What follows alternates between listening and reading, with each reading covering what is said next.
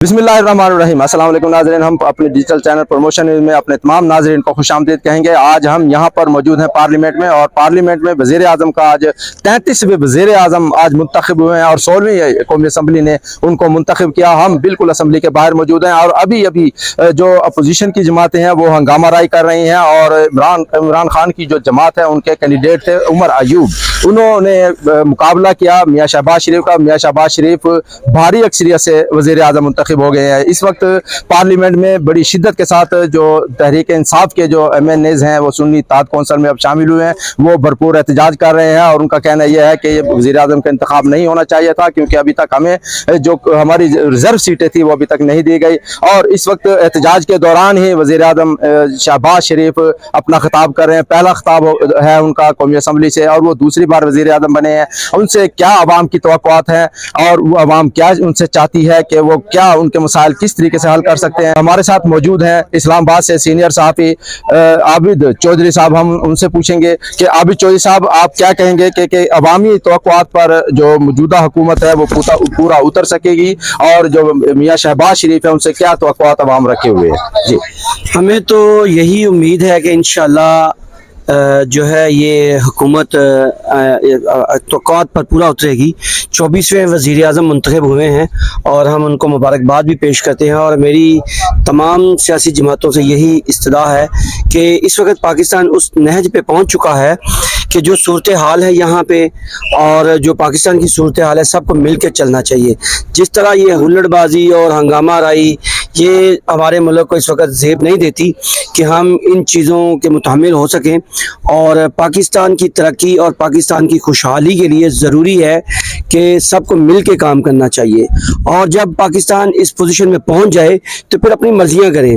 लेकिन इस वक्त जो हालात हैं माशी तौर पे, और पाकिस्तान इतना माशी तौर पे मुस्तहकम नहीं है, और इस पे तमाम जमातों से इस्तदा है हमारी कि जो है उस पर काम करें।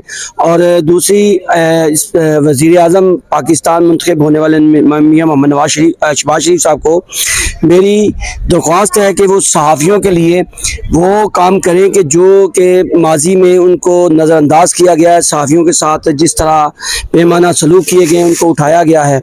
जी, थैंक यू वेरी मच। अब हमारे साथ फौजिया राना साहब मौजूद हैं, सीनियर सहाफ़ी वफाकी दारुल हुकूमत से, और मुख्तलिफ चैनल्स में काम किया, अखबारात में काम किया, रेडियो पर काम किया। बड़ी हम इनसे सीखते भी रहते हैं। फौजिया राना से पूछेंगे कि फौजिया राना, मौजूदा जो हुकूमत वजूद में आई है, नए वज़ीर आज़म का इंतखाब हुआ है, आप क्या समझते हैं अवाम की तवक्कुआत पर ये पूरा उतर सकेंगे और अवाम क्या चाहती है इनसे?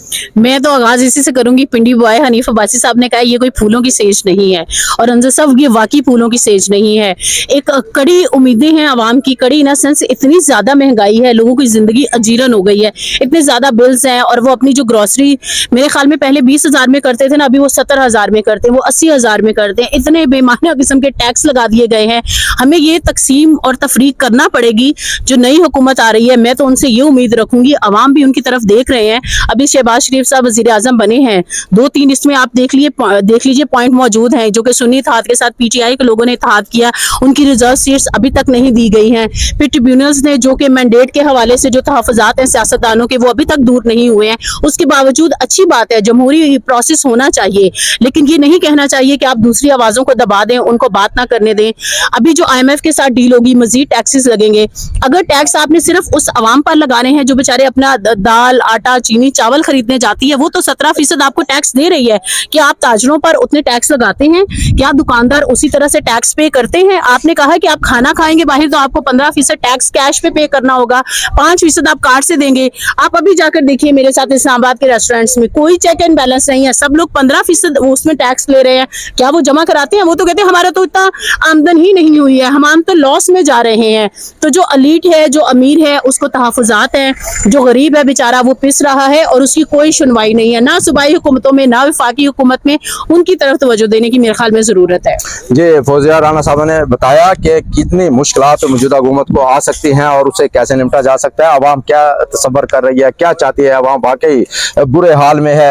और इस वक्त जो कौमी असम्बली की सूरत हाल है नाजरीन, कौमी असम्बली का जब इलेक्शन हुआ वज़ीर आज़म के लिए तो अख्तर मैंगल साहब अपने नशिस्त पर मौजूद रहे, उन्होंने किसी भी पार्टी को वोट नहीं दिया। और उसके साथ साथ आपको नाज़रीन ये भी बताते चलें कि जमीयत उलमा इस्लाम मौलाना फजल रहमान की जो जमात है उनके उम्मीदवार आज असम्बली में आई नहीं और उन्होंने बाकायदा तौर पर वज़ीर आज़म के इंतखाब का बाइकाट किया। लेकिन यहाँ पर मियाँ नवाज शरीफ, मियाँ शहबाज शरीफ, आसिफ अली जरदारी और उनके साथ बिलावल भुट्टो और उनके जितने भी इत्तेहादी यानी MQM भी जो बड़ी इत्तेहादी जमात है उनकी, वो भी यहाँ पर मौजूद थे। उन्होंने बाकायदा तौर पर मियाँ शहबाज शरीफ को वोट दिए और वोट देने के बाद उनको वज़ीर आज़म मुंतखब किया।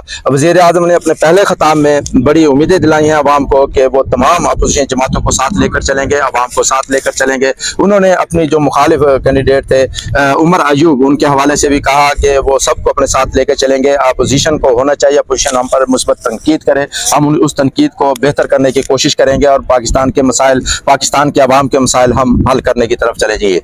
अपने होस्ट सिद्दीक अंजर को इजाज़त दीजिएगा। अल्लाह हाफ़िज़।